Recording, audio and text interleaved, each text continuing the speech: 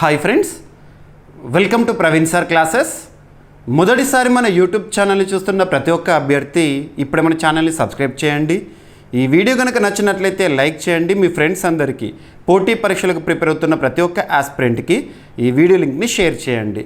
ఇక ఈరోజు April 30th, 2025 వార్తలు నిలిచిన జాతీయ, అంతర్జాతీయ, రాష్ట్రీయ అంశాల గురించి, వార్తలు నిలిచిన వ్యక్తులు, అవార్డులు, పుస్తకాలు, మరి క్రీడా సంబంధిత సమాచారం, ఒక్కొక్క అంశాన్ని వివరంగా తెలుసుకుందాం. అంతకంటే ముందుగా నిన్నటి డైలీ కరెంట్ అఫైర్స్ వీడియోలో నేను ఇచ్చిన ప్రశ్నకి వివరణతో కూడిన సమాధానాన్ని చూద్దాము. ఇక్కడ స్పోర్ట్స్కి సంబంధించి 2024 సంవత్సరంలో జరిగిన T20 వరల్డ్ కప్ పైన క్వశ్చన్ అడగడం జరిగింది. సో ఇక్కడ ప్రశ్నని చూడండి. 2024 సంవత్సరంలో జరిగిన ICC ఇంటర్నేషనల్ క్రికెట్ కౌన్సిల్ వారు నిర్వహించిన T20 మెన్స్, సో పురుషుల విభాగంలో క్రికెట్ వరల్డ్ కప్ ఏదైతే ఉంటుందో T20 క్రికెట్ వరల్డ్ కప్కి ఆతిథ్యం ఇచ్చిన దేశం ఏంటి లేదా దేశాలేంటి? మరి ఈ T20 వరల్డ్ కప్ అనేది ఎన్నవ ఎడిషన్? అందులో విజేత ఎవరు? విజేత ఎవరిపై గెలిచి కప్పును కైవసం చేసుకుంది? ఇది ప్రశ్న లోపల ప్రశ్నలు సింపుల్గా. ఇక్కడ ICC international cricket council very important.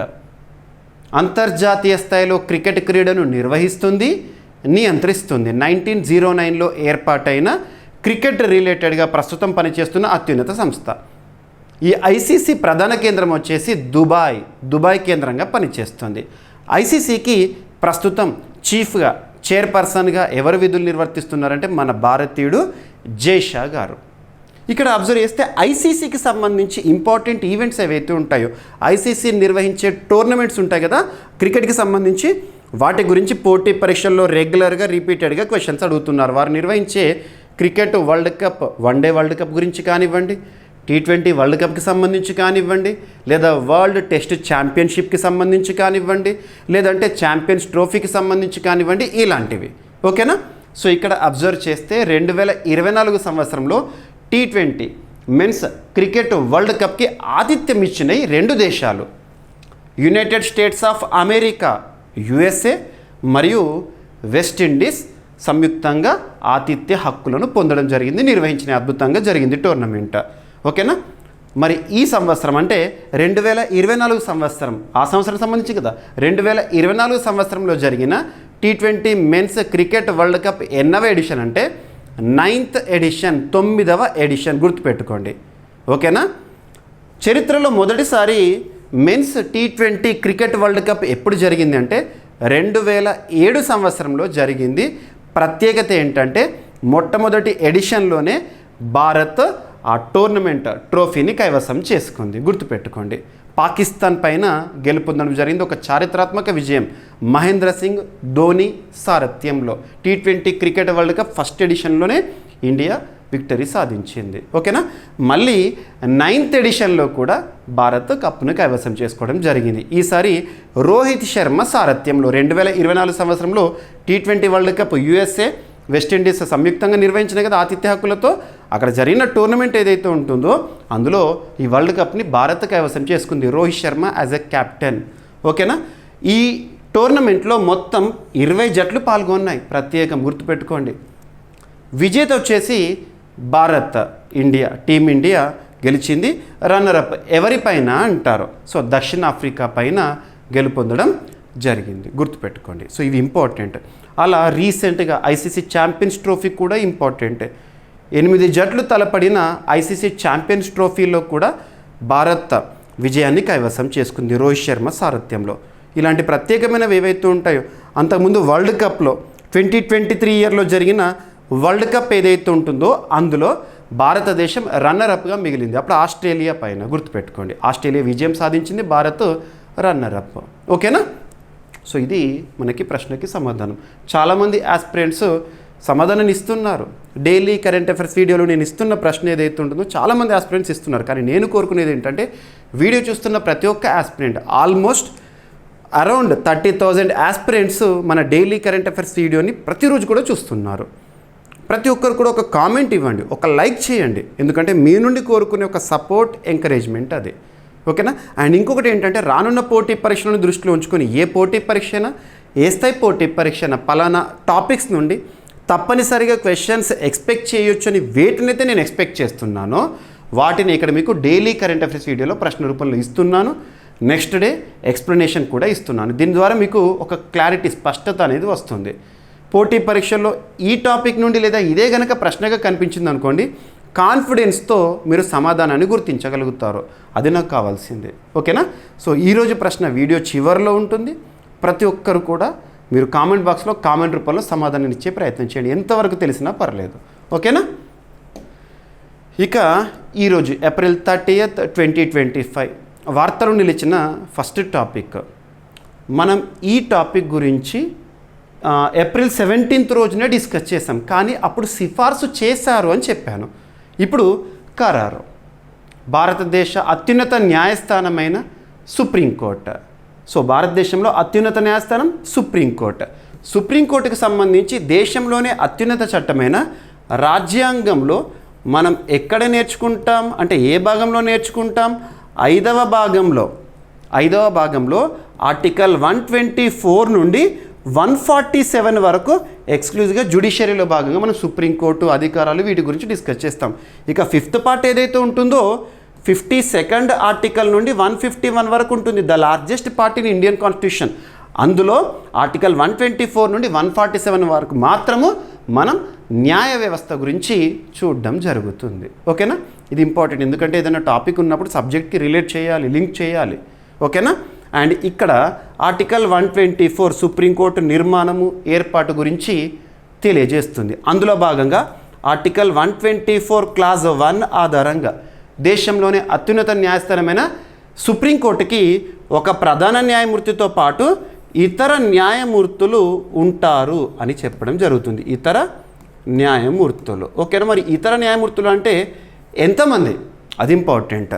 ఈ ఇతర న్యాయమూర్తులు ఆ సంఖ్యను ఎవరు నిర్ణయిస్తారు అంటే పార్లమెంట్. సో పార్లమెంటు చట్టం ఆధారంగా నిర్ణయిస్తుంది. ప్రస్తుతం మనం భారతదేశంలో అత్యున్నత న్యాయస్థానంలో సుప్రీంకోర్టులో 1+33ని చూస్తున్నాం. అంటే ఒక ప్రధాన న్యాయమూర్తి, 33 మంది ఇతర న్యాయమూర్తుల సంఖ్య. గుర్తుపెట్టుకోండి, టోటల్గా 34 అనుకోండి, 1+33 గుర్తుపెట్టుకోవాలి. ఓకేనా?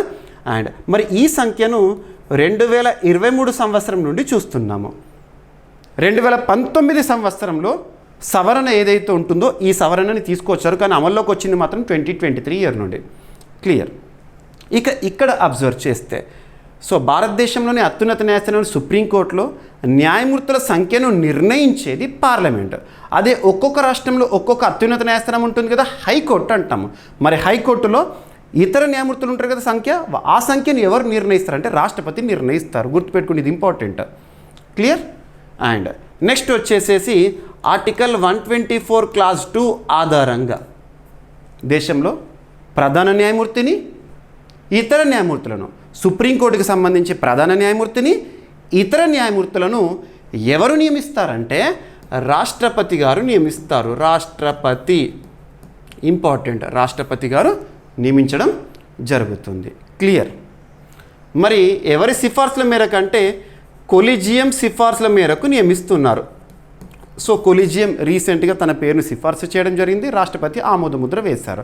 మరి సుప్రీంకోర్టుకు సంబంధించి న్యాయమూర్తులను నిర్ణయించే లేదా నియమించే కొలీజియంకి సంబంధించి ఎంతమంది ఉంటారంటే ఇంక్లూడింగ్ సుప్రీంకోర్టు CJI 5 మెంబర్స్ ఉంటారు. 5 గుర్తుపెట్టుకోండి, 1+4 అని గుర్తుంచుకున్నా పర్లేదు. Including CJI 5 members are there. ఓకేనా? సో దీనిపైన క్వశ్చన్ అడుగుతారు. కొలీజియం అనేది రాజ్యాంగబద్ధం, రాజ్యాంగంలో లేదు. రాజ్యాంగంలో ఏ ఆర్టికల్లో కూడా మీకు కొలీజియం అనే పదం ఉండదు. మరి ఎలా ఉంది? చట్టబద్ధం అంటే చట్టం కూడా కాదు. సుప్రీంకోర్టు వివిధ సందర్భాల్లో ఇచ్చిన తీర్పుల ఆధారంగా డెవలప్ అయిన ఒక వేదిక కొలీజియం. 1993 అంతకుముందు జరిగిన first judges case, second judges case, third judges case ఇవన్నీ కూడా కొలీజియం ఏర్పాటుకు మార్గదర్శకాలుగా నిలిచాయి. ఓకేనా? కొలీజియం స్థానంలో నేషనల్ జ్యుడిషియల్ అపాయింట్మెంట్ కమిషన్ అనేది ఏర్పాటు చేయడానికి రాజ్యాంగ సవరణ చేశారు, కానీ అది రాజ్యాంగ విరుద్ధము, మౌలిక స్వరూపంలో భాగంగా దాన్ని రాజ్యాంగ విరుద్ధంగా ప్రకటించింది సుప్రీంకోర్టు. ఇవన్నీ కూడా మీకు తెలిసే ఉంటుంది. ఓకేనా? నెక్స్ట్ వచ్చేసి ఆర్టికల్ 124 క్లాజ్ 3 ఆధారంగా సుప్రీంకోర్టు న్యాయమూర్తులకు సంబంధించి అర్హతలు అనేవి ఉంటాయి. అండ్ ఇంకొకటి ఆర్టికల్ 124 క్లాజ్ 6 ఇంపార్టెంట్. దీన్ని మనం మళ్ళీ మే 14th రోజున చూడబోతున్నాం. సో మే 14th కమింగ్ మంత్ ఉంది కదా, ఇంకొక 15 డేస్లోనే, ఇవాళ 30th కదా, మే 14th రోజున ఈ ఆర్టికల్ వార్తల్లోకి వస్తుంది. ఏంటి అంటే సుప్రీంకోర్టు ప్రధాన న్యాయమూర్తికి మరియు ఇతర న్యాయమూర్తులకు సంబంధించి ప్రమాణ స్వీకారం గురించి తెలుపుతుంది. సో సుప్రీంకోర్టు ప్రధాన న్యాయమూర్తికి ప్రమాణ స్వీకారం ఎవరి సమక్షంలో జరుగుతుంది అంటే భారతదేశంలోనే అత్యున్నత పదవి constitutional head in India is president, రాష్ట్రపతి సమక్షంలో ప్రమాణ స్వీకారం చేస్తారు. ఇక్కడ ఎవరి గురించి చెప్పానంటే సుప్రీంకోర్టుకి నూతన ప్రధాన న్యాయమూర్తిగా, సుప్రీంకోర్టు చరిత్రలో 52వ ప్రధాన న్యాయమూర్తిగా నియమితులైన, ఇంకా ప్రమాణ స్వీకారం జరగలేదు, ఇంకా 15 డేస్ ఉంది, నియమితులైన బిఆర్ గవాయ్ గారి గురించి చెప్పే సందర్భంలో ఇదంతా లింక్ చేశాను. సబ్జెక్ట్ లింకింగ్ అనేది ఇంపార్టెంట్. మరి ప్రస్తుతం సుప్రీంకోర్టుకు ఎవరు ప్రధాన న్యాయమూర్తిగా ఉన్నారు? సంజీవ్ ఖన్నా గారు. మరి సంజీవ్ ఖన్నా గారు పదవి విరమణ జరగబోతోంది. సో తన స్థానంలో ఇతను రాబోతున్నారు. ఓకేనా, ఇది ఇంపార్టెంట్. ఎస్, సో ఇదంతా కూడా మనం చూడవచ్చు. అండ్ ఇంకొక ప్రత్యేకత, జస్టిస్ బిఆర్ గవాయ్ గారు షెడ్యూల్డ్ కులాలకు చెందిన 2వ సిజేఐ. సో ఎస్సీకి సంబంధించిన వ్యక్తి, భారతదేశంలో మొట్టమొదటి ఎస్సీ సిజేఐ, సుప్రీంకోర్టుకి సంబంధించి షెడ్యూల్డ్ క్యాస్ట్కి సంబంధించి సిజేఐ ఎవరంటే జస్టిస్ కేజీ బాలకృష్ణన్ గారు.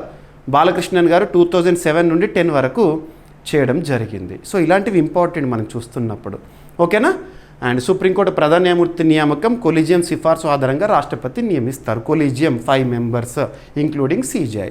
ఓకేనా. సో ఎగ్జామినేషన్ పాయింట్ ఆఫ్ వ్యూలో అడగవచ్చు. మీకు ఏదైతే ఇక్కడ ఉంటుందో అదనపు సమాచారం ఖచ్చితంగా చూడండి. అదనపు సమాచారం పైన మనం ఎగ్జామినేషన్ పాయింట్ ఆఫ్ వ్యూలో క్వశ్చన్స్ని ఫేస్ చేయొచ్చు. అదనపు సమాచారం అంటే ఏంటంటే ఏదైనా ఒక టాపిక్ ఉందనుకోండి, కరెంట్ అఫైర్స్ పాయింట్ ఆఫ్ వ్యూలో మాత్రమే కాకుండా దాని సబ్జెక్ట్కి లింక్ చేస్తూ అడగడం జరుగుతుంది, చెప్పడం జరుగుతుంది. ఓకేనా. ఇక రాజ్యాంగానికి సంబంధించి 5వ భాగం, సో దేశంలోనే అత్యున్నత చట్టమైన రాజ్యాంగంలోనే 5వ భాగంలో ఆర్టికల్ 93 అనేది మరొకసారి వార్తల్లోకి వచ్చింది. ఆర్టికల్ 93 దేనికి సంబంధించి? సభాధిపతులకి సంబంధించి లేదా సభాధ్యక్షులకి సంబంధించి తెలుపుతుంది. ఏ సభకి సంబంధించి?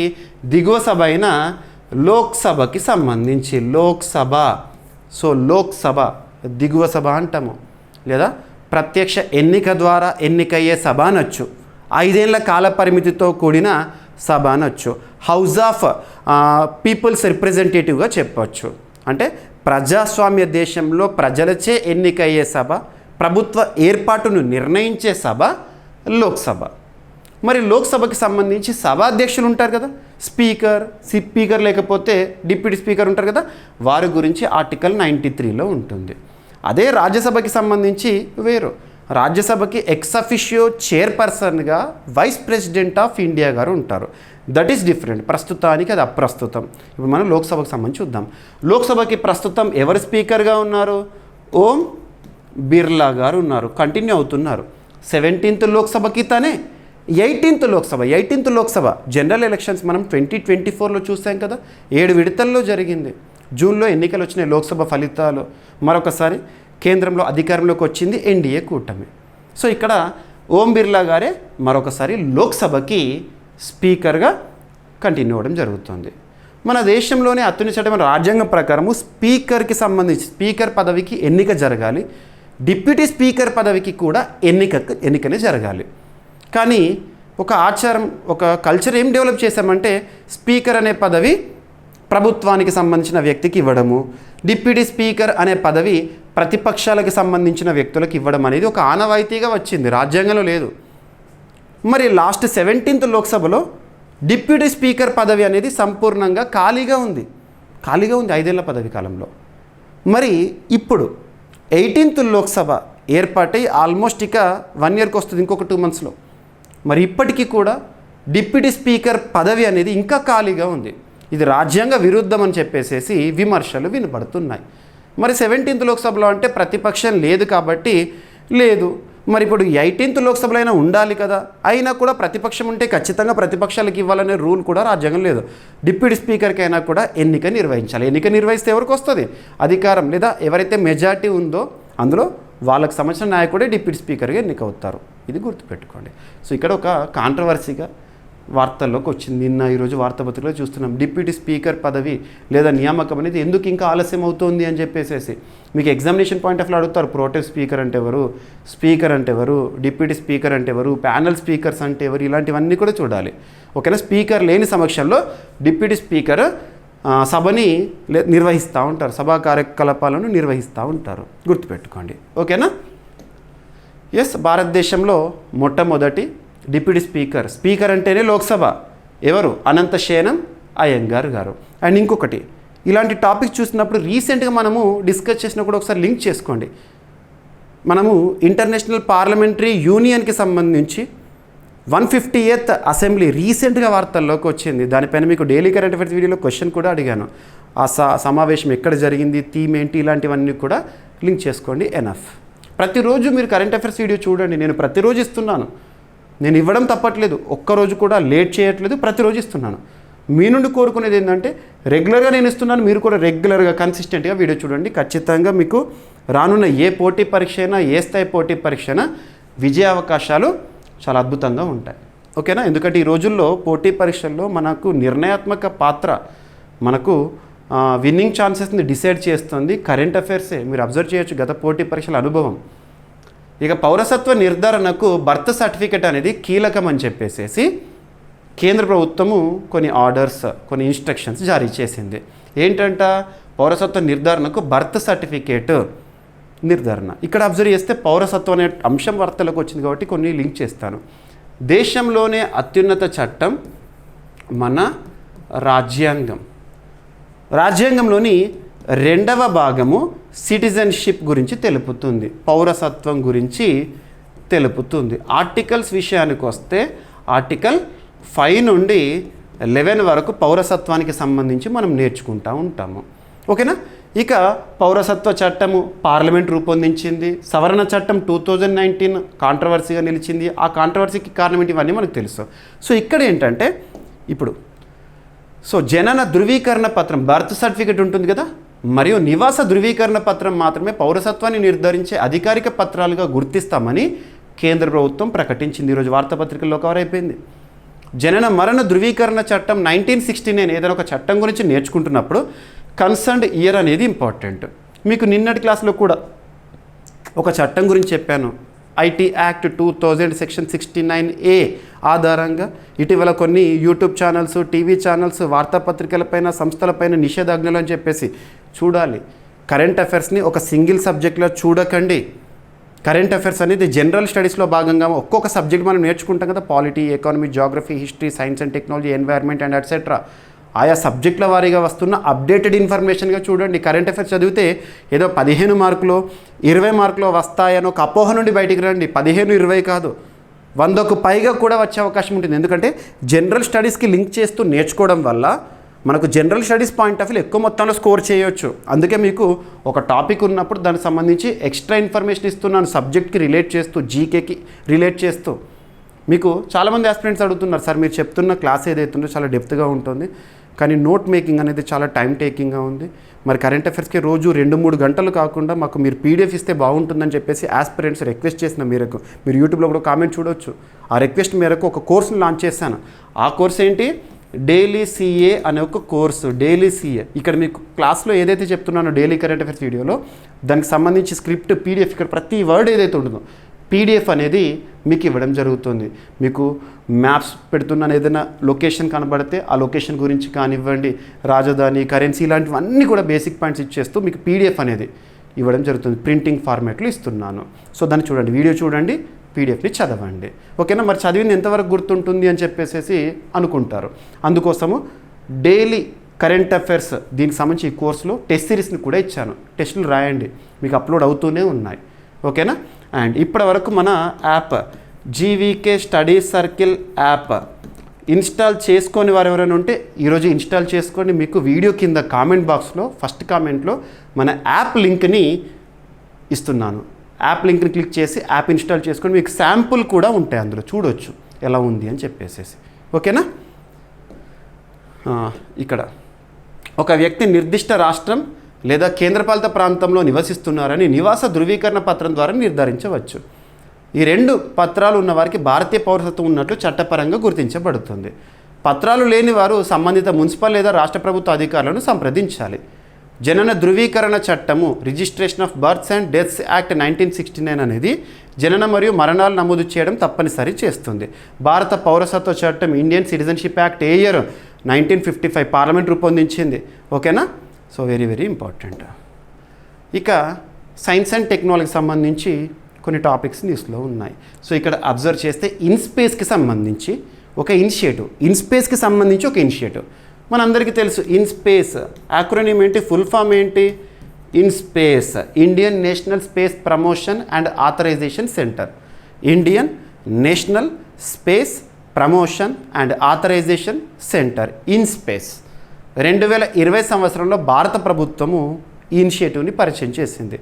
ఉద్దేశం ఏంటంటే భారతదేశంలో అంతరిక్ష రంగంలో ఇస్రో సాధిస్తున్న ఘనతలకి తోడు ప్రైవేట్ రంగాలకు ప్రోత్సాహం ఇవ్వడము, చేయూతని ఇవ్వడము.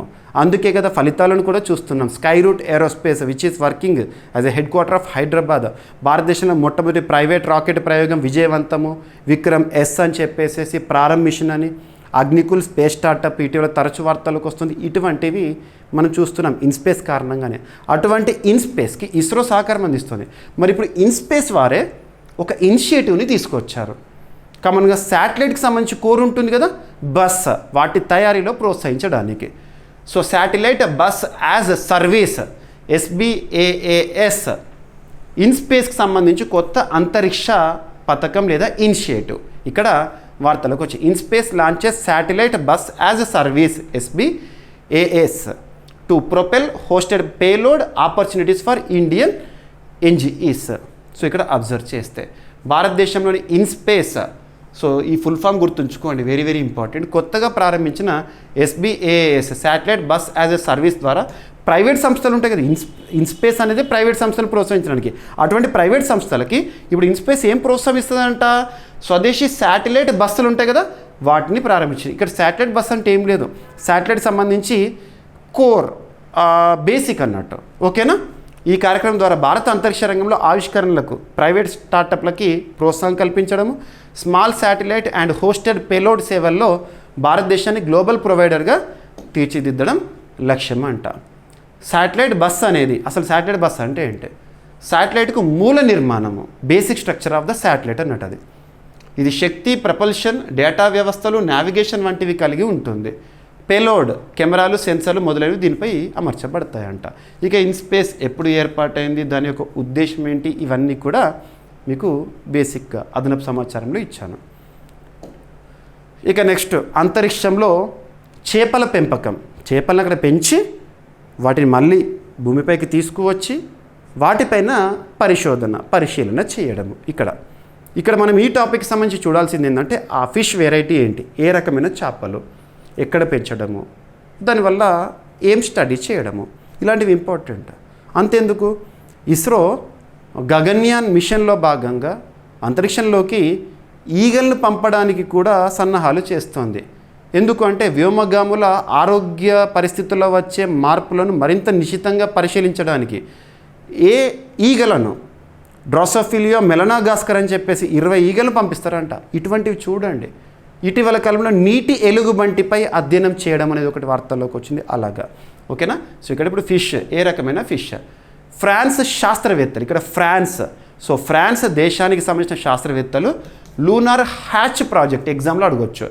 లూనార్ హ్యాచ్ ప్రాజెక్ట్ అనేది, లూనార్ అంటే చంద్రునికి సంబంధించి, లూనార్ హ్యాచ్ ప్రాజెక్ట్లో భాగంగా చేపలపై ప్రయోగం చేయబోతున్నారు. అందులో భాగంగా ఏ రకమైన చేపలను అంటే సీ బాస్ చేపల గుడ్లను అంతరిక్షంలో పెంచే పరిశోధనలు చేస్తున్నారు. అంతరిక్షంలో గుడ్లపై వెయిట్లెస్నెస్, సో అంతరిక్షంలో అంటే మనం గ్రావిటీ విషయంలో ఎలా ఉంటుందో తెలుసు. Hyper gravity, microgravity, cosmic radiation ప్రభావాన్ని పరిశీలిస్తారంట. గుడ్లను అంతరిక్షంలోకి పెంచి భూమిపైకి తిరిగి పంపించి వాటిపై విశ్లేషణ చేస్తారు. దానిపై ఈ గ్రావిటీ ఎఫెక్ట్ ఎలా ఉంది అంతరిక్షంలో అని చెప్పేసి. ప్రయోగం విజయవంతమైంది అనుకోండి, వ్యోమగాములకు వారానికి 2 సార్లు చేపలు ఆహారంగా అందే అవకాశం ఉంది. సో అక్కడ అంతరిక్ష స్టేషన్ ఏదైతే ఉంటుందో అక్కడ ఉండే వ్యోమగాములు ఉంటారు కదా, అక్కడ వాళ్ళకి ఆహారం అనేది కావాలి, అందుకు ఫిష్ని కూడా పంపడం అనేది పాసిబుల్, అక్కడే ఫిష్ని పెంచడం అన్నట్టు. ఓకేనా. సీబాస్ అంటే ఏంటంటే సముద్రపు పోషక విలువ గల చేప. వెయిట్లెస్నెస్ అంటే శూన్య గురుత్వం, జీరో గ్రావిటీ కారణంగా శరీర బరువు అనేది లేకపోవడం. అందుకే కదా అక్కడ మనం గాల్లో తేలుతున్నట్టు అనిపిస్తుంది, గాలే ఉండదు. అంతరిక్ష ఆహారంలో తాజా మాంసాహారం అందించేందుకు ఇది ఒక తొలి ప్రయత్నంగా భావించబడుతుంది. ఇక శుభాంశు శుక్ల ఇటీవల తరచు వార్తల్లోకి వస్తున్నారు. శుభాంశు శుక్ల మన గగన్యాన్ మిషన్లో భాగంగా ఎంపికైన 4 వ్యోమగాముల్లో ఒకరు. ఆర్టమిస్ మిషన్లో భాగంగా మనము ఇటీవల కాలంలో చాలా అంశాలను చూస్తున్నాము. At the same time Axiom 4 mission, అమెరికాకి సంబంధించిన ఒక ఆపరేషన్, ఇది ఒక మిషన్. అందులో భాగంగా అంతర్జాతీయ అంతరిక్ష కేంద్రంలోకి వెళ్ళబోతున్నారు మన భారతీయుడు. రాకేష్ శర్మ గారి తర్వాత ఇప్పుడు మళ్ళీ మనం శుభాంశు శుక్లా గారి పేరున వింటున్నాము. సో ఇక్కడ ముహూర్తం ఖరారైంది, ఏ రోజున పంపించబోతున్నారు అంతరిక్ష కేంద్రంలోకి. సో అంతరిక్షంలోకి Shubhanshu Shukla ISS international space station అందులో అడుగుపెట్టనున్న భారతీయుడిగా చరిత్ర లిఖించబోతున్నారు. మే 29 అంటే కమింగ్ నెక్స్ట్ 1 మంత్లో మే 29 రోజున వెళ్ళబోతున్నారు. స్పేస్ ఎక్స్ డ్రాగన్ రాకెట్ ద్వారా పంపించబోతున్నారు అంతర్జాతీయ అంతరిక్ష కేంద్రానికి. శుభాంశు శుక్లా మే 29న యాక్సియం 4 మిషన్లో భాగంగా అంతర్జాతీయ అంతరిక్ష కేంద్రం వైపు ప్రయాణించనున్నారు. ఐఎస్ఎస్లో అడుగు పెడుతున్న భారతీయుడిగా శుభాంశు శుక్లా చరిత్ర సృష్టించబోతున్నారు. ఈ బృందంలో భారత్, పోలాండ్, హంగేరీ వ్యోమగాములు నేతృత్వం వహిస్తున్న నాసా వ్యోమగామి పెగ్గి విట్సన్ గారు ఉంటారు. ఓకేనా. 1984లో రాకేష్ శర్మ సోవియట్ యూనియన్ ద్వారా అంతరిక్షంలోకి వెళ్ళిన తొలి భారతీయుడు. ఇప్పుడు ఇంటర్నేషనల్ స్పేస్ స్టేషన్కి వెళ్ళబోతున్న భారతీయుడిగా ఇప్పుడేమో శుభాంశు శుక్లా. ఓకేనా. So ISS international space station 1998లో ప్రారంభమైన అంతర్జాతీయ సహకార అంతరిక్ష ప్రయోగ కేంద్రం. రీసెంట్గా సునీత విలియమ్స్ అక్కడ నుండే కదా మళ్ళీ ఎర్త్ పైకి వచ్చారు. యాక్సియం 4 మిషన్ అనేది యాక్సియం స్పేస్ సంస్థ నిర్వహిస్తున్న మిషన్. నాసా అనుమతితో స్పేస్ ఎక్స్ ద్వారా ప్రయోగం జరుగుతుంది. ఓకేనా, గుర్తుపెట్టుకోండి. ఇక ఇప్పటివరకు మనము స్టార్లింక్ ప్రాజెక్ట్ గురించి చూసాము. స్టార్లింక్ అంటే స్పేస్ ఎక్స్ సంబంధించి, ఎలాన్ మస్క్ సంబంధించి శాటిలైట్ ఆధారంగా, ఉపగ్రహాల ఆధారంగా వేగవంతమైన ఇంటర్నెట్ సేవలను కల్పించడమే స్టార్లింక్ ప్రాజెక్ట్ యొక్క ఉద్దేశము. ఇప్పుడు దానికి పోటీగా ప్రపంచంలో one of the largest commerce platform Amazon. Amazon అంటే జెఫ్ బెజోస్, గతంలో బ్లూ ఆరిజిన్ ఇలాంటివన్నీ మనం చూస్తాం కదా. సో అమెజాన్ సంస్థ కైపర్ అనే ఒక శాటిలైట్ ప్రయోగాన్ని చేయబోతుందంట. అందులో భాగంగా ఇంటర్నెట్, శాటిలైట్ ఆధారిత ఇంటర్నెట్ సేవలు, సింపుల్గా చెప్పాలంటే స్టార్లింక్ ప్రాజెక్ట్కి కాంపిటీషన్గా, ఎలాన్ మస్క్కి కాంపిటీషన్గా, ఓకేనా, స్పేస్ ఎక్స్కి పోటీగా అడుగుపెట్టనున్న అమెజాన్ సంస్థ తన తొలి 27 ఇంటర్నెట్ శాటిలైట్ను అట్లాస్ 5 రాకెట్ ద్వారా విజయవంతంగా నింగిలోకి పంపింది. ఇది భూమికి 630 కిలోమీటర్ల దూరంలో దిగువ కక్షలో, భూకక్షలో చేరుతాయి, లో ఎర్త్ ఆర్బిట్లో. ఈరోజు మీరు వార్తాపత్రికలు చూస్తుంటారు ఇదంతా కూడా. కైపర్ ప్రాజెక్ట్ అనేది అమెజాన్ చేపట్టిన శాటిలైట్ ఇంటర్నెట్ ప్రాజెక్ట్, శాటిలైట్ ఆధారిత వేగవంతమైన ఇంటర్నెట్ సేవలను ప్రొవైడ్ చేయడానికి. అమెజాన్ లక్ష్యం ఏంటంటే 3200 శాటిలైట్లను ప్రయోగించి ప్రపంచవ్యాప్తంగా వేగవంతమైన చౌకైన బ్రాడ్బ్యాండ్ సేవలను అందించడము. ఒక రకంగా చెప్పాలంటే కాంపిటీషన్ ఉంటేనే చౌకైన ఇంటర్నెట్ కూడా మనకు అందుబాటులోకి వస్తుంది. ఈ శాటిలైట్లకు ప్రత్యేకంగా చెదరని సూర్య కాంతిని నియంత్రించే పూత ఉందంట. ఓకేనా, సో గుర్తుపెట్టుకోండి. ఎలాన్ మస్క్ ఇప్పటికే 8000+ స్టార్లింక్ శాటిలైట్లు ప్రయోగించి ఈ రంగంలో ఆధిపత్యం చాటాడు. ఓకే, సో ఇక్కడ extra information. Kuiper project Amazon సంస్థ చేపట్టిన శాటిలైట్ ఇంటర్నెట్ ప్రాజెక్ట్. ఓకేనా. లో ఎర్త్ ఆర్బిట్ అంటే ఏంటి మీకు అడగవచ్చు. లో ఎర్త్ ఆర్బిట్ అంటే ఏంటి, శాటిలైట్లు లో ఎర్త్ ఆర్బిట్లకు పంపిస్తారని చెప్పేసి ఇలాంటిది. సో లాంచ్ వెహికల్ అంటే రాకెట్, అందులో పంపించే పేలోడ్ ముందు భాగంలో ఉంటుంది. ఆ పేలోడ్ ఏదైనా కావచ్చు, శాటిలైటే కానివ్వండి, ఏదైనా కానివ్వండి. ఓకేనా. ఇక ఎయిమ్ ఫర్ నేచర్ అనే ఒక అంశం వార్తల్లోకి వచ్చింది. ఎయిమ్ ఫర్ నేచర్ ఎవరు లాంచ్ చేశారు, ఎందుకోసం అని అడుగుతారు. ఎయిమ్ ఫర్ నేచర్, నేచర్ అంటే మన ప్రకృతి కోసం, ఎయిమ్ అంటే లక్ష్యం, ప్రకృతే మన లక్ష్యం. ఓకేనా. ఇందులో భాగంగా ఎవరు అంటే FAO, food and agricultural organisation, ఐక్యరాజ్య సమితికి సంబంధించి అనుబంధంగా పనిచేస్తున్న సంస్థ. ఐక్యరాజ్య సమితికి అనుబంధంగా పనిచేస్తున్న సంస్థల గురించి మనం చూస్తున్నప్పుడు ఆ సంస్థ యొక్క ప్రధాన కేంద్రం ఎక్కడ ఉందో చూడాలి. FAO హెడ్ క్వార్టర్ వచ్చేసి రోమ్, ఇటలీ. కామన్గా ఫుడ్ అనే పదం రిలేటెడ్గా ఏ అంతర్జాతీయ సంస్థ ఉన్నా కూడా దాని యొక్క హెడ్ క్వార్టర్ అనేది రోమ్లోనే ఉండే అవకాశం ఉంటుంది. ఓకేనా. So FAO launches AIM for Nature. ఉద్దేశం ఏంటి? To improve monitoring of ecosystem restoration. Ecosystem రిస్టోరేషన్ని మానిటర్ చేయడానికి ఎయిమ్ ఫర్ నేచర్ని ఎవరు లాంచ్ చేశారు? FAO. ఎనఫ్ సింగిల్ లైన్లో చూసే టాపికే. ఓకేనా, ఎన్వైర్న్మెంట్లో భాగంగా ఇంపార్టెంట్.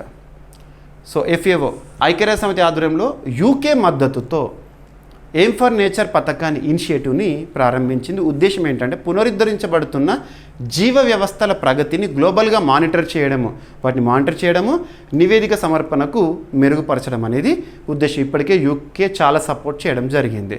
ఓకేనా, వెరీ వెరీ ఇంపార్టెంట్. FAO అనేది 1945లో స్థాపించబడిన ఐక్యరాజ్య సమితికి సంబంధించి అనుబంధ సంస్థ, రోమ్ ఇటలీ కేంద్రంగా పనిచేస్తుంది. ఓకేనా, టార్గెట్ 2 మనకి టార్గెట్ 2 ఏదైతే ఉంటుందో సస్టైనబుల్ డెవలప్మెంట్ గోల్స్ ఇంపార్టెంట్ అందులో భాగంగా. ఓకేనా, ఇక వివాదాస్పద ప్రాంతం. ఇటీవల చాలా వివాదాస్పద ప్రాంతాల గురించి చూస్తున్నాం మనం. ఉదాహరణకు తీసుకుంటే అర్మేనియా అజర్బైజాన్ మధ్య నగోర్నో కారాబాగ్ వివాదం, ఇటువంటివి కానివ్వండి. లేదంటే రీసెంట్గా మన భారతదేశం విషయానికి వస్తే కచ్చతీవ్, భారత్ శ్రీలంక మధ్య ముఖ్యంగా తమిళనాడు విషయంలో వార్తల్లోకి వచ్చింది. ఇలాంటివి మనం చూడాలి, ఎగ్జామినేషన్ పాయింట్ ఆఫ్ వ్యూలో అడిగే అవకాశం. అండ్ క్రిమియా అనేది రీసెంట్గా రష్యా యుక్రెయిన్ మధ్య ప్రాంతంగా, బ్లాక్ సీకి సంబంధించిన ఒక ప్రాంతంగా వార్తల్లోకి వస్తుంది. ఇలాంటివి మనం ఎగ్జామినేషన్ పాయింట్ ఆఫ్ వ్యూలో గుర్తుపెట్టుకోవాలి. మనం చాలా అంశాలను కవర్ చేసాము. అండ్ ఇంకొకటి ఏంటంటే మ్యాప్ పాయింటింగ్ అనేది ఇంపార్టెంట్. ఇలాంటివి చూసినప్పుడు మీకు ఏ అంతర్జాతీయ అంశం గురించి డిస్కస్ చేసినా, ఏదైనా దేశం గురించి కానీ ప్రాంతం గురించి కానీ డిస్కస్ చేసేటప్పుడు మ్యాప్ అనేది చూపిస్తున్నాను. సో ఇక్కడ అబ్జర్వ్ చేస్తే రీసెంట్గా శాండీకే రీఫ్, ఒక రీఫ్ ఉంటుంది కదా శాండీకే దాని పేరు, ఆ రీఫ్ అనేది వివాదాస్పదంగా మరొకసారి వార్తల్లోకి వచ్చింది. వివాదాస్పదం సౌత్ చైనా సీలో ఉండేదే శాండీకే రీఫ్ ప్రాంతము. సో కోరల్ రీఫ్ అలాంటి కదా రీఫ్ ప్రాంతం. శాండీకే రీఫ్ అనేది ఇటీవల వార్తల్లోకి వచ్చింది. ఏ సముద్ర ప్రాంతంలో ఉంటుందంటే సౌత్ చైనా సీ. ఇక సౌత్ చైనా సీ అంటే మీకు గుర్తొస్తుంది ఖచ్చితంగా వివాదంలో ఉండే ఒక దేశం ఏంటిది? చైనా. చైనా యొక్క ఉద్దేశం ఎలా ఉంటుందంటే కనిపించే ప్రతి భూభాగ ప్రాంతాన్ని, ప్రతి సముద్ర ప్రాంతాన్ని తమదిగానే భావించుతుంది. సరిహద్దును పంచుకుంటున్న దేశాల విషయంలోనేమో సలామీ స్లైసింగ్ అంటుంది, అంటే ఇంచ్ బై ఇంచ్ ఎంక్రోచ్మెంట్ చేస్తూ ఉంటుంది. ఇలాంటివి. ఓకేనా, సో ఇక్కడ ఈ శాండీకే రీఫ్ అనేది ఇప్పుడు ఫిలిప్పీన్స్ చైనా మధ్య మరొకసారి వివాదంగా వార్తల్లోకి వచ్చింది. ఓకేనా, 2025లో చైనా ఫిలిప్పీన్స్ మధ్య శాండీకే రీఫ్పై సార్వభౌమత్వ వివాదం అనేది తిరిగి ముదిరిందట మరొకసారి. చైనా మ్యారిటైమ్ కంట్రోల్ అమలు చేస్తామని ప్రకటిస్తే ఫిలిప్పీన్స్ ఖండించింది. చైనా మ్యారిటైమ్ కంట్రోల్ని శాండీకే రీఫ్ విషయంలో ప్రకటించిందట, అది మా కంట్రోల్లో ఉందని. ఫిలిప్పీన్స్ అర్థం మీరెవరు అసలని. సో ఇలాంటిది. సో స్పాట్లీ ఐస్లాండ్ ప్రాంతంలోని T2 రీఫ్ క్లస్టర్లో శాండీకే రీఫ్ అనేది ఉంది. ఇక్కడిగో స్పాట్లీ ఐలాండ్స్, T2 ఐలాండ్, ఈ ప్రాంతంలో శాండీకే రీఫ్ ప్రాంతం అనేది ఉంది. ఓకేనా, అండ్ మరి ఈ చుట్టుపక్క ఈ శాండీకే రీఫ్కి చుట్టుపక్కల ఉన్న దేశాలు వివాదాస్పద ప్రాంతాలు ఏంటంటే చైనా ఫిలిప్పీన్స్ మధ్య వివాదము, తైవాన్, వియత్నాము. ఓకేనా, and Spratly islands south China సముద్రంలో ప్రధానంగా నౌకా రవాణా మార్గాలు ఉన్నవిగా పలు దేశాల మధ్య వివాదాస్పదంగా ఉన్నాయి. సో ఈ వివాదాస్పద ప్రాంతంగా స్పాట్లీ ఐలాండ్స్ అనేది. ఎస్, మీకు ఈ ఎక్స్ట్రా ఇన్ఫర్మేషన్ని నేను చెప్తున్నాను ఇక్కడ ఎలాగో, మరొకసారి మీకు పీడిఎఫ్లో డౌన్లోడ్ చేసుకొని చదవండి. ఓకేనా, ఇక RNA ఆధారిత ఇన్నోవేషన్. ఇటీవల జర్మన్ శాస్త్రవేత్తలు ఒక ఆవిష్కరణతో వార్తల్లోకి వచ్చారు. ఇక్కడ 2 టెక్నిక్స్ని వాళ్ళు ఇన్నోవేట్ చేశారు, 2 ప్రయోగాలు. సో RNA ఆధారిత ఇన్నోవేషన్ మొక్కల వైరస్లపై సమరానికి జర్మన్ శాస్త్రవేత్తల ఆవిష్కరణ. సో ఇక్కడ అబ్జర్వ్ చేస్తే మొక్కల వైరస్లు ఉంటాయి, మొక్కలకు సంబంధించి ప్రభావాన్ని చూపించే వైరస్లు ఉంటాయి కదా, వాటిపై సమరం కోసం, వాటిని తుదముట్టించడానికి. ఓకేనా, సో ఇక్కడ అబ్జర్వ్ చేస్తే జర్మనీ శాస్త్రవేత్తలు కుకుంబర్ మొజాయిక్ వైరస్ CMV అనే ప్రబల వైరస్ని ఎదుర్కోవడానికి RNA సైలెన్సింగ్ పద్ధతులను అభివృద్ధి చేశారు. HIGS host induced gene silencing, జన్యు మార్పులు చేయడం ద్వారా మొక్కలకు దీర్ఘకాలిక రక్షణ కల్పించడమే లక్ష్యం అంట. SIGS అంటే ఇంకొక technique spray induced gene silencing. Spray రూపంలో RNA స్ప్రే చేయడం ద్వారా తాత్కాలిక రోగనిరోధక కల్పించే non-GMO తక్కువ ఖర్చుతో కూడిన పద్ధతి. ఇక్కడ ఏంటంటే RNA ఆధారిత పరిశోధన, ఒకటి స్ప్రే చేయడము, నెక్స్ట్ వచ్చేసి జన్యు మార్పులు చేయడము. సో చూస్తే సరిపోతుంది. ఈ టెక్నాలజీలు 1200 కంటే ఎక్కువ మొక్కల జాతులను ప్రభావితం చేసే CMV వంటి వైరస్లను నివారించడంలో కీలకంగా మారుతున్నాయి. CMV వైరస్లను నిర్మూలించేందుకు ఒక టెక్నిక్ అంట. సరిపోతుంది. ఓకే, ఇక గ్రౌండ్ వాటర్కి సంబంధించి మినిస్ట్రీ ఆఫ్ జలశక్తి వారు కొన్ని గణాంకాలను రిలీజ్ చేశారు. మీరు పిఐబి ప్రెస్ ఇన్ఫర్మేషన్ బ్యూరో చూడండి వెబ్సైట్, ప్రతిరోజు కేంద్ర ప్రభుత్వానికి సంబంధించి అన్ని మినిస్ట్రీస్ ఉంటాయి కదా, అన్ని మినిస్ట్రీస్కి సంబంధించి ఆ రోజు జరిగిన అంశాలను అప్డేట్ చేస్తూ ఉంటారు. ఓకేనా, రోజు పడుకునే ముందు ఒకసారి పిఐబి వెబ్సైట్ ఓపెన్ చేయండి, అలవాటు చేసుకోండి. మీకు నేను CA 360 course scientific approach towards current affairs, మనకు కరెంట్ అఫైర్స్ని శాస్త్రీయంగా నేర్చుకుంటున్నాం. ఒక్కొక్క సబ్జెక్ట్ వైజ్గా కరెంట్ అఫైర్స్ని 20 విభాగాలుగా విభజించి వీడియోస్ ఇస్తున్నాను, at the same time PDF ఇస్తున్నాను. మన జీవీకే స్టడీ సర్కిల్ యాప్లో PDF ఇస్తున్నాను. మ్యాగజిన్ తెలుగు మీడియం అభ్యర్థులకు తెలుగులోను, ఇంగ్లీష్ మీడియం అభ్యర్థులకు ఇంగ్లీష్, రెండు కూడా ఇస్తున్నాను అభ్యర్థులకు. అండ్ మనకి ఎగ్జామినేషన్ ముందు క్విక్ రివిజన్ కావాలి అని చెప్పేసి మీకు 1-లైనర్ కరెంట్ అఫైర్స్ని కూడా ఇస్తున్నాను. ఏప్రిల్ 30th వరకు ఈరోజు అప్డేట్ చేయడం జరుగుతుంది. సో ఆల్రెడీ 2024 కరెంట్ అఫైర్స్ అన్నింటిని కూడా 1-లైనర్స్ కూడా ఇచ్చాను. మరింత బెనిఫిట్, అది ఎక్స్ట్రా బెనిఫిట్. దాంతోపాటు ఇప్పుడు జనవరి 1 నుండి ఏప్రిల్ 30th వరకు కూడా ఆల్రెడీ ఫిబ్రవరి వరకు అప్లోడ్ చేస్తాను. ఏప్రిల్ 30th వరకు కూడా ఈరోజు అప్లోడ్ చేస్తాను. చూడండి, యాప్ ఇన్స్టాల్ చేసుకొని చూడొచ్చు మీరు. ఓకేనా, సో కోర్స్ అనేది కూడా ఆఫర్లో ఉంది. 2024-25 ఆర్థిక సంవత్సరం అంటే రీసెంట్గా ముగిసిన ఆర్థిక సంవత్సరం, అంటే 2024 ఏప్రిల్ 1 నుండి 2025 మార్చి 31 ఆర్థిక సంవత్సరానికి కేంద్ర జలశక్తి మంత్రిత్వ శాఖ కేటాయించిన నిధుల వినియోగంలో గణనీయ మెరుగుదల కనిపించిందంట. మార్చ్ 2025 అంటే ఫినాన్షియల్ ఇయర్ క్లోజింగ్ నాటికి దాదాపు మొత్తం వినియోగం అనేది, కేంద్ర నిధుల మొత్తం వినియోగం అనేది జరిగిందంట. ఇది నిధుల నిర్వహణలో సమర్థతను సూచిస్తోంది. సెంట్రలీ స్పాన్సర్డ్ స్కీమ్స్ కేటాయింపు 13,431.48 కోట్ల రూపాయలు. ఖర్చు ఎంత చేశారు? 13,216.34 కోట్ల రూపాయలు ఖర్చు చేశారు. వినియోగ రేట్ వచ్చేసి 98.39% వినియోగించారు. సో టోటల్గా వినియోగము. ఇక సెంట్రల్ సెక్టార్ స్కీమ్స్కి కేటాయింపు అనేది 6,573.73 కోట్ల రూపాయలు కేటాయిస్తే ఖర్చు 5,376.73 కోట్ల రూపాయలను ఖర్చు చేశారు. వినియోగ రేటు 80% వినియోగించారు. ఓకేనా, ఇక జలశక్తి మంత్రిత్వ శాఖ 2019లో ఏర్పడే గంగానది సంరక్షణ, నీటి వనరుల అభివృద్ధి, నీటి నిర్వహణ అంశాలపై దృష్టి సారిస్తోంది మినిస్ట్రీ ఆఫ్ జలశక్తి. ఇక సెంట్రల్లీ స్పాన్సర్డ్ స్కీమ్ అంటే ఏంటి, సెంట్రల్ సెక్టార్ స్కీమ్ అంటే ఏంటి, ఇది ఎగ్జాంపుల్ అడుగుతారు. సెంట్రల్లీ స్పాన్సర్డ్ స్కీమ్ అంటే కేంద్ర రాష్ట్ర ప్రభుత్వాల మధ్య ఖర్చు పంపకంతో అమలయ్యే పథకం. సెంట్రల్ సెక్టార్ స్కీమ్ అంటే పూర్తిగా కేంద్ర ప్రభుత్వమే నిధులు మంజూరు చేసే పథకము. ఓకేనా, ఇక మనం కార్నీ గారి గురించి వింటున్నాం. ఆల్రెడీ మనము మార్చి మంత్లోనే తన గురించి మీకు చెప్పాను. కెనడాకి తాత్కాలిక ప్రధాని కానీ రావగానే తనేం చేశాడు, ట్రూడో స్థానంలో రాగానే తనేం చేస్తాడు, స్నాప్ పోల్స్కి పిలుపునిచ్చారు.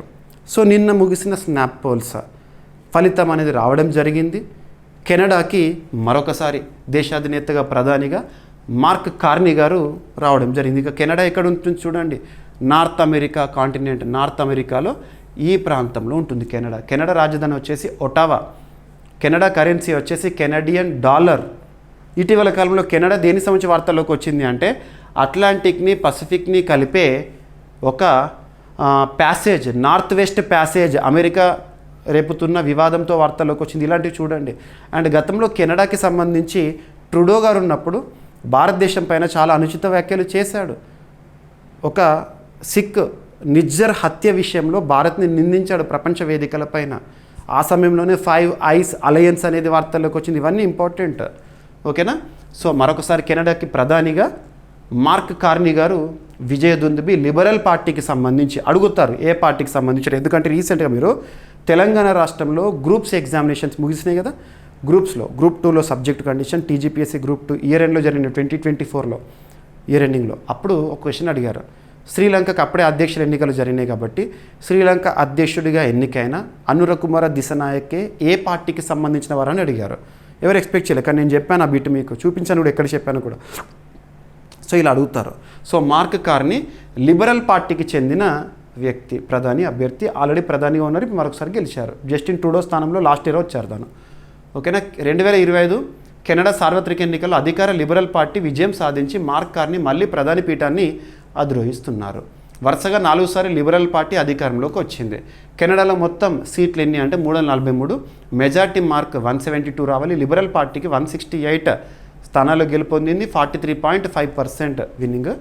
కన్జర్వేటివ్ పార్టీ ప్రతిపక్షం వచ్చేసి 144 స్థానాల్లో గెలుపొందింది. ఇక రిమైనింగ్. ఓకేనా? ఎస్, లిబరల్ పార్టీ ఏంటి, ఎన్డీపీ ఏంటి అని చెప్పేసి ఇక ఒక సదస్సుగా చెప్పొచ్చు. సుఫలం, మినిస్ట్రీ ఆఫ్ ఫుడ్ ప్రాసెసింగ్, కేంద్ర ఫుడ్ ప్రాసెసింగ్ వ్యవహారాల మంత్రిత్వ శాఖ పరిధిలో సుఫలం అనేది ఒక సదస్సు రీసెంట్గా వార్తల్లోకి వచ్చింది. దీని యొక్క ఉద్దేశం ఏంటంటే స్టార్టప్స్కి ప్రోత్సాహం కల్పించడము. సో సుఫలం అంటే ఫుల్ ఫామ్ ఏంటని అడుగుతారు. ఫస్ట్ ఎగ్జామినేషన్ పాయింట్ ఆఫ్ వ్యూలో కొన్ని ఫుల్ ఫామ్ చూడాలి. Startup forum for aspiring leaders and mentors, Sufalam 2025 April మంత్లో ముగిసింది. Ministry of food processing and DPIIT వారు దీన్ని నిర్వహించడం జరిగింది. సో ఆహార ప్రాసెసింగ్ పరిశ్రమల మంత్రిత్వ శాఖ వారు అండ్ డిపిఐఐటి వారు సంయుక్తంగా 2 రోజుల సమ్మేళనాన్ని సుఫలం పేరుతో నిర్వహించారు. స్టార్టప్లకి ప్రోత్సాహం కల్పించడము. ఓకేనా? సో గుర్తుపెట్టుకోండి. మరి ఎవరి సహకారంతో అంటే NIFTM, national institute of food technology, entrepreneurship and management సహకారంతో స్టార్టప్ సంస్థలు. స్టార్టప్ అంటే ఏంటి? యువతకు వచ్చే ఐడియాస్ ఉంటాయి కదా, ఆలోచనలు వేతుడు వాటి కార్యరూపంలోకి తీసుకురావడము, స్టార్టప్లను ప్రోత్సహించడం కోసము సుఫలం. ఓకేనా? అండ్ ఒక ఒప్పందం అనేది వార్తల్లోకి రావడం జరిగింది. Ministry of labour and employment, కేంద్ర కార్మిక ఉపాధి వ్యవహారాల మంత్రిత్వ శాఖ మరియు ఒక ప్రైవేట్ గిగ్ స్టార్టప్ ఏంటి, ర్యాపిడో. మనం ర్యాపిడో బైక్స్ అలా బుక్ చేసుకుంటాం కూడా ఎటైనా వెళ్ళాలంటే. సో ర్యాపిడోకి and ministry of labour and employment మధ్య కుదిరిన ఒప్పందము భారతదేశంలో ఉపాధి అవకాశాలను పెంచడానికి సంబంధించి. ర్యాపిడోతో కార్మిక ఉపాధి మంత్రిత్వ శాఖ ఒప్పందం అనేది చేసుకుంది. 2 సంవత్సరాలు, రానున్న 2 ఏళ్లలో 50 లక్షల ఉపాధి అవకాశాలు, లాజిస్టిక్స్ జాబ్స్ అనేవి ప్రొవైడ్ చేయడము. ఓకేనా? కేంద్ర కార్మిక మరియు ఉపాధి మంత్రిత్వ శాఖ ప్రస్తుతం ఎవరున్నారు? మన్సుఖ్ మాండవ్య గారు. తనే యువజన వ్యవహారాలు, క్రీడా వ్యవహారాల మంత్రిత్వ శాఖ కూడా ఉన్నారు. ఓకేనా? సో ర్యాపిడోతో ఒక ఒప్పందం అనేది కుదిరింది. నేషనల్ కెరీర్ సర్వీసెస్ ద్వారా లాజిస్టిక్స్ రంగంలో 50 లక్షల జీవనోపాధి అవకాశాలు కల్పించడం అంట. ఓకేనా? ఇది ప్రైవేట్ ఉద్యోగ ప్లాట్ఫారాలతో మంత్రిత్వ శాఖ ఒప్పందాల శ్రేణిలో భాగమాట. గిగ్ వర్కర్స్ అంటే మనకు ఫ్లిప్కార్ట్స్, అమెజాన్, ర్యాపిడో ఇవన్నిటిలో పనిచేసే వాళ్ళు గిగ్ వర్కర్స్ అంటారు. ఓకేనా? సో ఈ ఉపాధి అవకాశాలు దేని ద్వారా ఇస్తారంటే సింపుల్గా నేషనల్ కెరీర్ సర్వీసెస్ ద్వారా ఇవ్వడం జరుగుతుంది. ఇక నెక్స్ట్ క్రీడలకి సంబంధించి సో రానున్న ఆసియా క్రీడల్లో ఒక విభాగాన్ని చేరుస్తున్నట్టుగా ఇటువంటివి చూడాలి మనకు. ఉదాహరణకు రీసెంట్గా ఆస్కార్స్ చలనచిత్ర రంగంలోనే ప్రత్యేకంగా ఇచ్చే ప్రతిష్టాత్మక పురస్కారం చూస్తాం. ఆస్కార్లో నూతన విభాగం ఇటీవల చూస్తాము. ఎట్ ద సేమ్ టైం రీసెంట్గా ఒలింపిక్స్ విశ్వ క్రీడల్లో క్రికెట్ని తిరిగి చేరుస్తున్నట్టుగా. సో నెక్స్ట్ ఒలింపిక్స్ నుండి 2028 విశ్వ క్రీడల్లో క్రికెట్ను కూడా చూస్తాము. 6 జట్లు అని చెప్పేసి. ఇక్కడ ఆసియా క్రీడలు నెక్స్ట్ ఇయర్ జపాన్లో జరగబోతున్నాయి 2026లో. అక్కడ ప్రత్యేకంగా మిక్స్డ్ మార్షల్ ఆర్ట్స్ ఉంటాయి, mixed martial arts. So mixed martial ఆర్ట్స్కి ఆసియా క్రీడల్లో స్థానం ఇచ్చారంట. సో 2026 ఆసియా క్రీడల్లో మిక్స్డ్ మార్షల్ ఆర్ట్స్ తొలిసారి అధికారిక క్రీడాంశంగా అంగీకరించబడింది.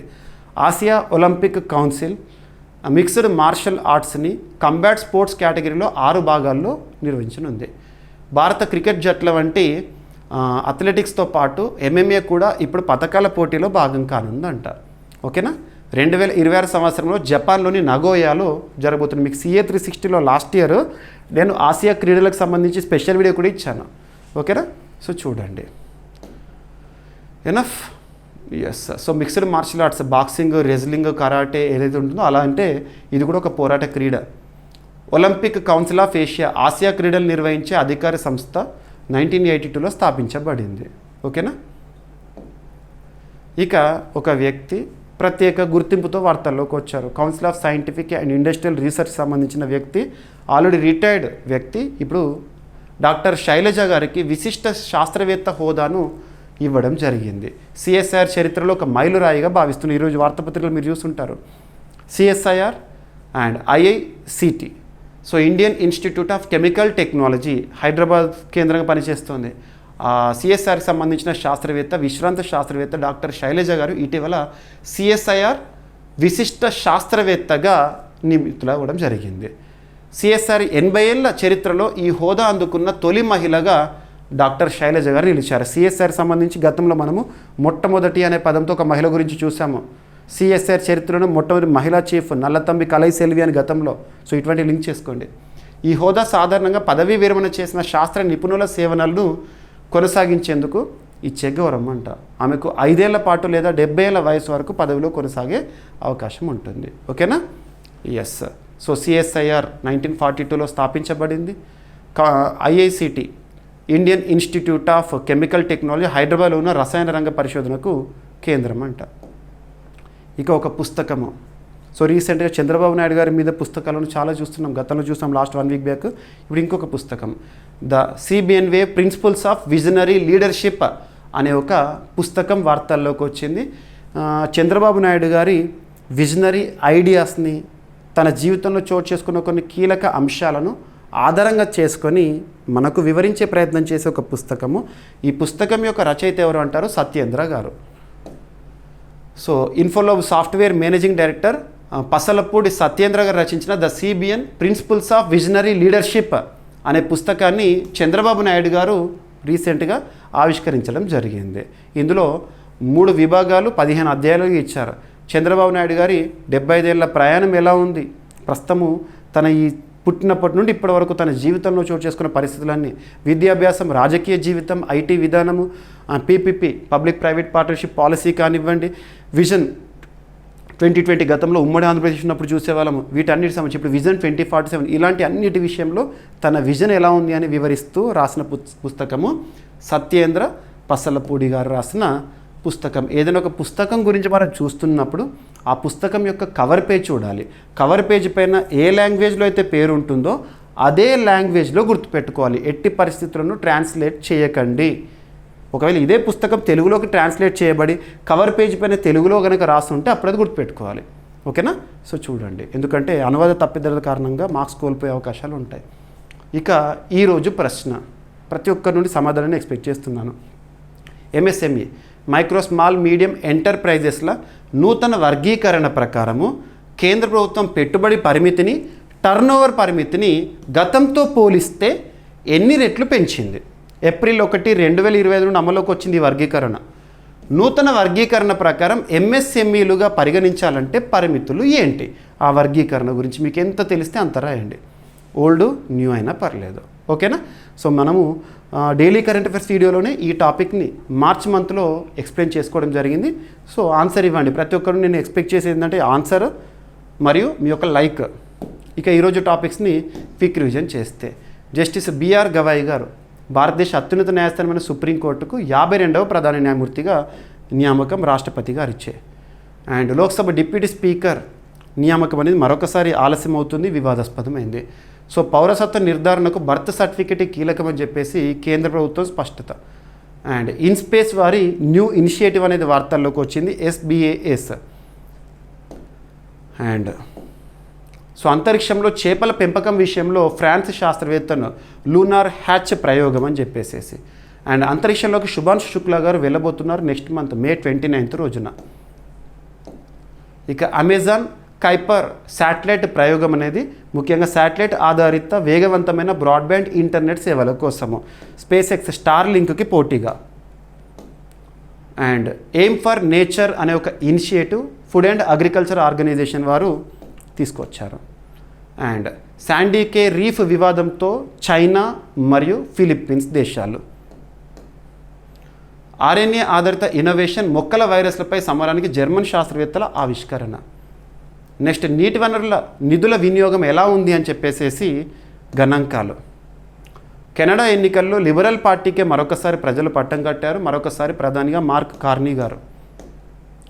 అండ్ సుఫలం 2025 ఒక సదస్సు ఏ మంత్రిత్వ శాఖ వారు ఏ సంస్థ వారు సంయుక్తంగా నిర్వహించారు. అండ్ లేబర్ మినిస్ట్రీకి మరియు ర్యాపిడో సంస్థకి మధ్య కుదిరిన ఒప్పందము ఉపాధి అవకాశాల కోసము. నెక్స్ట్ 2026 ఆసియా క్రీడల్లో మిక్స్డ్ మార్షల్ ఆర్ట్స్కి స్థానం కల్పించడం జరిగింది నిర్వాహకులు. నెక్స్ట్ డాక్టర్ శైలజ గారు CSIR శాస్త్రవేత్త, వారికి విశిష్ట శాస్త్రవేత్త హోదాను ఇవ్వడం జరిగింది CSIR. అండ్ వార్తలు నిలిచిన ఒక పుస్తకం the CBN way principles of visionary leadership. ఈ పుస్తకం యొక్క రచయిత ఎవరంటే పసలపూడి సత్యేంద్ర గారు. అండ్ ఈరోజు ప్రశ్న వచ్చేసేసి ఎంఎస్ఎంఈల నూతన వర్గీకరణ ప్రకారం కేంద్ర ప్రభుత్వం పెట్టుబడి పరిమితిని, టర్నోవర్ పరిమితిని గతంతో పోలిస్తే ఎన్ని రెట్లు పెంచింది? నూతన వర్గీకరణ ప్రకారము ఎంఎస్ఎంఈలుగా పరిగణించాలంటే పరిమితులు ఏంటి? ఎన్ని రెట్లు పరిమితులు? ప్రశ్నలు. ఓకేనా? సో ప్రతి ఒక్కరు కామెంట్ ఇవ్వండి, సమాధానం రూపంలో ఇవ్వండి. And at the same time ఒక లైక్ మీ ఫ్రెండ్స్ అందరికీ షేర్ చేయండి. ఏమైనా మిస్లీనియస్ ఉంటే రేపటి వీడియోలో డిస్కస్ చేస్తాను. మళ్ళీ కలుద్దాం. Thank you.